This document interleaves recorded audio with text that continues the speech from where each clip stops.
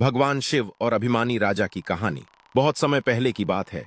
हिमालय के पास एक विशाल राज्य था, जहां वीरेंद्र नाम का एक शक्तिशाली राजा राज करता था। उसके पास अपार धन, विशाल सेना और भव्य महल थे।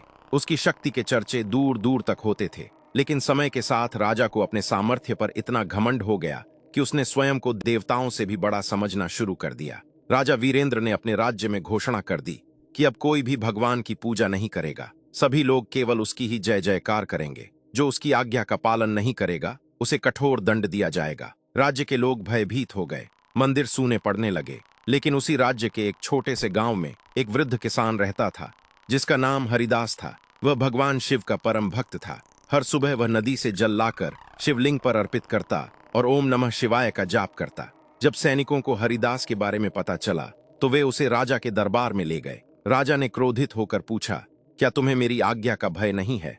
हरिदास ने शांत स्वर में उत्तर दिया, राजन, मैं आपका सम्मान करता हूं, लेकिन मेरे लिए महादेव सबसे ऊपर है। राजा का क्रोध और बढ़ गया। उसने हरिदास को कारागार में डालने का आदेश दे दिया। लेकिन हरिदास ने जेल में भी शिव का नाम लेना नहीं छोड़ा। दिन रात वह महादेव का स्मरण करता रहा। कुछ दिनों बाद राज्य में अजीब घटनाएं होने लगीं। अचानक वर्षा बंद हो गई, नदियां सूखने लगीं, खेत बंजर हो गए, पशु पक्षी मरने लगे, लोगों में भय फैल गया। राजा ने अपने मंत्रियों को बुलाया और समाधान खोजने को कहा। अनेक यज्ञ हुए, कई उपाय किए गए, लेकिन कोई लाभ नहीं हुआ।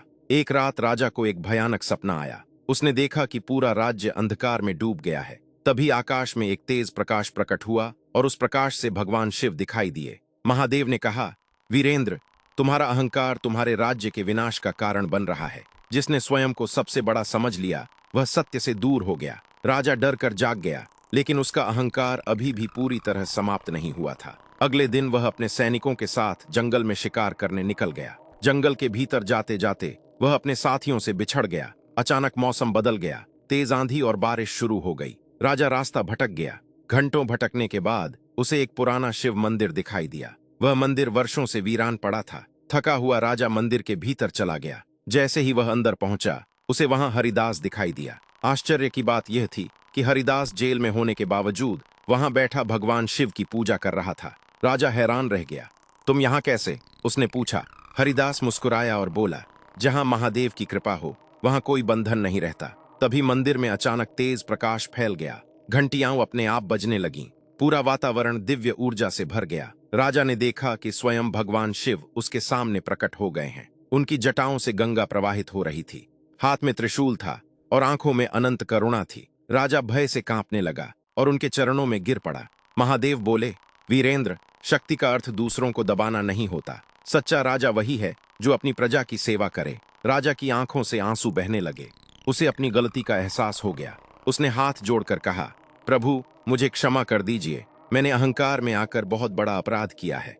भगवान शिव मुस्कुराए। जिसे अपनी गलती का एहसास हो जाए, उसका मार्ग सुधर सकता है। इतना कहकर महादेव अदृश्य हो गए। राजा वीरेंद्र तुरंत अपने राज्य लौटा। उसने सबसे पहले हरिदास को सम्मान पूर्वक मुक्त किया और पूरे राज्य में फिर से मंदिरों के द्वार खुलवा दिए। उसने घोषणा की कि हर व्यक्ति को अपनी श्रद्धा के अनुसार पूजा करने की स्वतंत्रता होगी। धीरे धीरे राज्य में फिर से वर्षा होने लगी। नदियां भर गईं, खेत हरे भरे हो गए, लोगों के जीवन में खुशियां लौट आईं।